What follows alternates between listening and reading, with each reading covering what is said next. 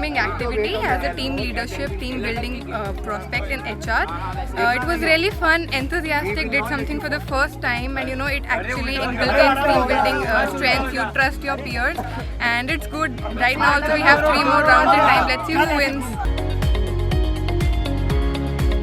Well, the learnings from this activity, other than that it was very much fun, was that we learned how to collaborate with teams, and I had a chance to work with them. Picking everyone up and deciding who will go first and who will go last was a very nice experience. Learning how to teamwork and collaborate between them, it's a very fun activity.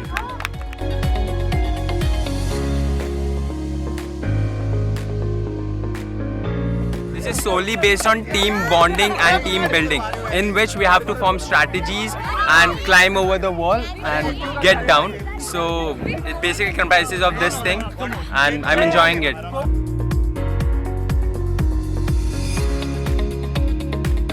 Seemed pretty more scarier than what it was, and like we were really worried about, especially me, I'm really short, so I was worried about how I'll go through, but then it wasn't, I wasn't that afraid of it when I did it, and now it seems a lot easier.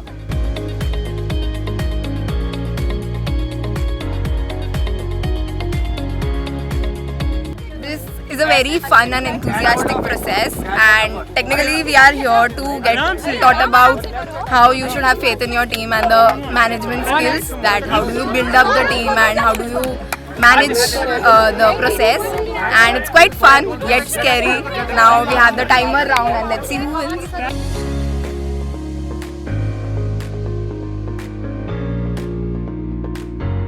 I'm feeling it's pretty impossible for me, but I have done it and get succeeded in this.